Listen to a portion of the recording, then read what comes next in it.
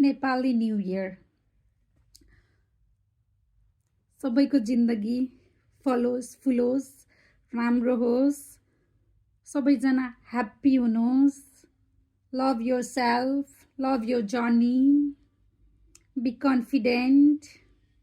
Be bold be happy Today I'm going to tell you two things what matter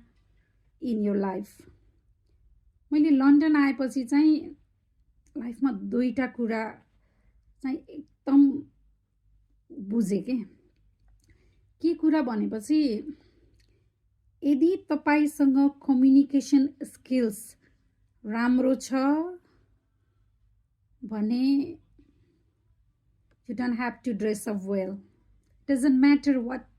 तपाईले कस्तो पहिरन लगाउनु भएको छ तपाई कस्तो हुनुहुन्छ it doesn't matter. यदि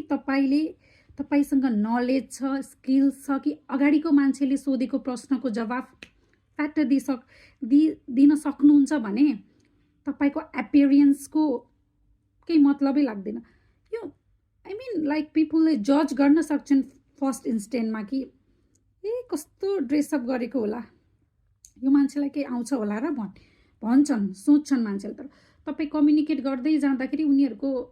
लाइक क्वेशनको आन्सरहरु तपाईले दिनुभयो तपाई उनीहरुसँग लाइक कम्युनिकेसन एकदम राम्रो भयो भने उनीहरुले तपाईको एपियरेन्स लाइक तपाईको लुक त्यो जज गर्दैनन् but if you don't have that much confident to talk with anyone then second things you have to dress up well कि तपाईले कोही मान्छे आयो र तपाईको एपियरेन्स तपाईको गुड लुकिङ मा एट्र्याक्ट होस् लाइक तपाईलाई उसले जज नगरोस् उनीहरुले कि यस्तो मान्छे उस्तो मान्छे बट तपाईले पर्सनालिटी राम्रो छ तपाईले लाइक वेल ड्रेस अप गर्नु भएको छ भने दे विल स्पीक डिफरेन्टली सुरुमै उनीहरुलाई जज गर्ने हामीहरु मान्छेहरुको के छ भने मान्छे देख्दा बित्तिकै ओ भन्ने खालको सोचाइ लाइक नेपालीहरुको मात्र हैन every country every people have that kind of sense तर यहाँ चाहिँ के रहेछ भने पिपल युजुअली नोटिस है तपाईहरुले तीन चीज चाहिँ युकेमा एकदम मैले चाहिँ नोटिस गरेको चाहिँ wear a ring, wear earrings, and wear a nice coat or jacket. Definitely people will look at you and say like, oh, hello. I like your rings. Oh, that's lovely earring. Oh, where did you buy that jacket from? That looks so cool. भन्ने गर्छन् के यहाँ चाहिँ